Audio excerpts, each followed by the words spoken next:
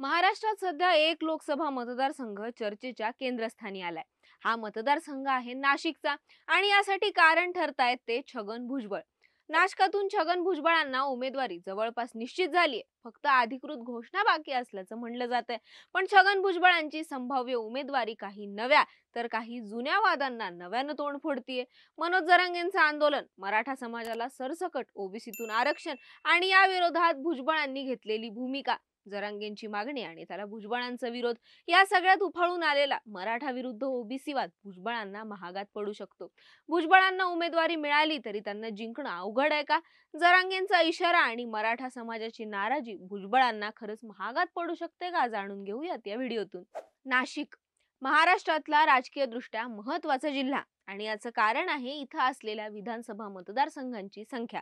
नाशिकमध्ये विधानसभेचे 15 मतदारसंघ आहेत. त्यामुळे उत्तर महाराष्ट्रावर राजकीय वर्चस्व मिळवायचं असेल तर नाशिक ताब्यात असणं अत्यंत गरजेचं आहे. हे गणित सगळ्यांनाच माहिती आहे. त्यामुळे नाशिकात सत्ता मिळवण्यासाठी सगळ्याच पक्षांचा आटापिटा सुरू आहे. नाशिकचे विद्यमान खासदार हेमंत गोडसे हेच महायुतीचे उमेदवार असतील अशी घोषणा श्रीकांत शिंदेंनी केली. पण यावरून महायुतीत अंतर्गत वाद पाहायला मिळाला. हेमंत गोडसेंच्या उमेदवारीला भाजपचा विरोध आहे. भाजप आणि शिंदेच्या शिवसेनेत या जागेवरून रस्सी खेचे. पण ही जागा अजितदादांच्या राष्ट्रवादीला सुटू शकते आणि इथं दुसरं तिसरं कोणी नाही तर छगन भुजबळ उमेदवार असण्याची शक्यता खूप जास्त आहे. भुजबळांच्या उमेदवारीच्या चर्चांना उधाण आलं तसं मनोज जरांगेंची याबाबतची भूमिकाही समोर आली आणि भुजबळांना उमेदवारी जाहीर होण्याआधीच जरांगेंनी इशारा देऊन टाकल्यानं जरांगे भुजबळांचा जुना वाद नव्यानं पेटणार की काय अशी चर्चा आता रंगतीये. पण सगळ्यात आधी भुजबळांना उमेदवारी मिळण्याची शक्यता किती त्यावर नजर टाकू. आता भाजप महाराष्ट्रात 40 जागांवर लक्ष ठेवून आहे. पण भाजपला एकूणच महायुतीला लोकसभेचं मैदान मारायचं असेल तर राज्यातल्या बहुसंख्य असणाऱ्या ओबीसी समाजाला सोबत घेणं तितकंच गरजेचं आहे. हेच ओळखून भाजप 80च्या दशकातला माधव फॉर्म्युला आणणार असल्याची चर्चा आहे. बीडमधून पंकजा मुंडे, परभणीतून महादेव जानकर यांची उमेदवारी ही याच माधव फॉर्म्युलाचा भाग असल्याची चर्चा आहे. आणि जर छगन भुजबळांना उमेदवारी दिली तर माळी, धनगर आणि वंजारी हा माधव फॉर्म्युला पूर्ण होऊ शकतो आणि त्यासाठीच महायुतीकडून छगन भुजबळ यांच्या उमेदवारीसाठी प्रयत्न सुरू आहेत.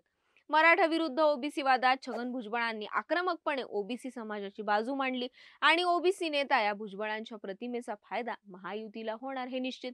परिणामी भुजबळांना उमेदवारी देण्याबाबत भाजपचं केंद्रीय नेतृत्वही आग्रही असल्याचं म्हणलं जातंय. त्यामुळे नाशिकमध्ये महायुतीचा उमेदवार भुजबळ असण्याची शक्यता प्रबळ होतीये. शिवाय मतदारसंघातल्या भाजपच्या ताकदीचा फायदाही भुजबळांना होऊ शकतो. नाशिक लोकसभा मतदारसंघातली राजकीय समीकरणं पाहिली तर नाशिक पूर्व मध्ये राहुल ढिकले, नाशिक मध्य मध्ये देवयानी फरांदे, नाशिक पश्चिम मध्ये सीमा हिरे हे भाजपचे आमदार आहेत. तर सिन्नर विधानसभा मतदारसंघात माणिकराव कोकाटे, देवळाली विधानसभा मतदारसंघात सरोज आहिरे हे राष्ट्रवादीचे आमदार आहेत जे आता बंडानंतर अजितदादांच्या गटात आहेत.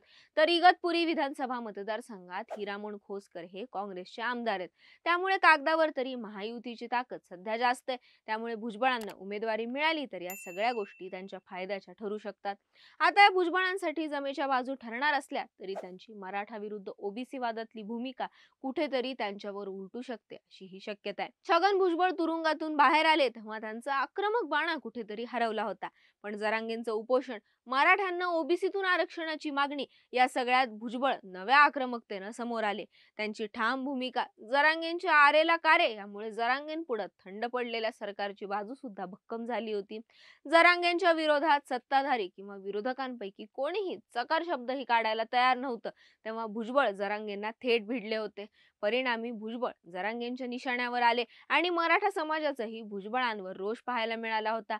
छगन भुजबळ विरुद्ध मनोज जरांगे वाद विकोपाला गेला होता. जरांगेंनी एकेरी उल्लेख करत केलेली टीका, भुजबळांचा येवल्याचा येडपट असा केलेला उल्लेख, एकमेकांना आरेतुरे करण्यापर्यंत हा संघर्ष पोहोचला होता. पण गेल्या काही काळापासून हा वाद मागे पडला. मात्र आता लोकसभा निवडणुकांच्या धामधुमीत हा वाद पुन्हा उफाळून येतोय. भुजबळांच्या उमेदवारीची चर्चा आणि यावरून जरांगेंनी दिलेला इशारा यामुळे जरांगे भुजबळ वादाचा पुढचा अंक सुरू होतोय का अशी चर्चा सध्या रंगतीये.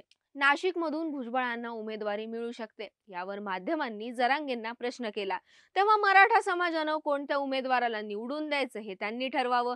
छगन भुजबळांबद्दल जास्त काही विचारू नका. त्यांनी लोकसभा लढवायचं ठरवल्यानंतर तिथं काय भूमिका घ्यायची हे मी त्यावेळी सांगतो, असा अप्रत्यक्ष इशारा मनोज जरांगेंनी भुजबळांना दिलाय. शिवाय मराठा समाजाकडूनही भुजबळांच्या उमेदवारीवरून इशारा देण्यात आल्यानं भुजबळांच्या अडचणी वाढू शकतात. मराठा समाजाचे नेते करण गायकर यांनीही पत्रकार परिषद घेत महायुतीला इशारा दिला होता.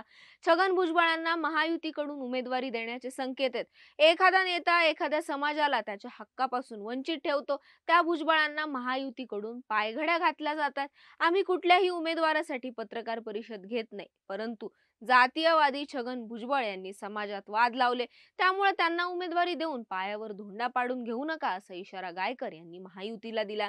मंत्री भुजबळ यांना उमेदवारी जाहीर झाल्यास सकल मराठा समाजाचे शिष्टमंडळ मनोज जरांगे पाटील यांची भेट घेऊन भूमिका स्पष्ट करायला लावणार आहेत. भुजबळांविरुद्ध उमेदवार देऊन संपूर्ण मराठा समाजाची एकजूट दाखवून दिली जाईल. मराठा समाज एकजूट असून ओबीसींसह इतरही समाज मराठा समाजासोबत आहेत, असा दावाही त्यांनी केलाय. आता याचा फटका भुजबळांसह महायुतीच्या अनेक उमेदवारांना बसू शकतो, कारण मराठा समाजाची ही तितकी ताकद आहे. छगन भुजबळ ओबीसी समाजाचे नेते आहेत. शिवाय भाजपची सगळ्यात मोठी वोट बँक ही ओबीसीचे. ही मतं भुजबळांकडे वळाली तरी जरांगेंमुळे मराठा मतं विभागली जाऊ शकतात. 2014 मध्ये छगन भुजबळ लोकसभेच्या रिंगणात होते, पण शिवसेना भाजप युतीचे हेमंत गोडसे मोठ्या मताधिक्यानं विजयी झाले होते. आता राजकीय समीकरणं बदलली असली तरी मराठा ओबीसी वादाचा फटका भुजबळांना बसू शकतो. त्यामुळे भुजबळांना नाशिक लोकसभा मतदारसंघातून उमेदवारी मिळाली तरी मराठा समाजामुळे त्यांना जिंकणं अवघड होईल, असं आपल्याला वाटतं का? तुमच्या प्रतिक्रिया कमेंट करून सांगा आणि अशाच व्हिडिओसाठी टाइम्स ऑफ डेमोक्रेसीच्या यूट्यूब चॅनलला सबस्क्राईब करायला विसरू नका.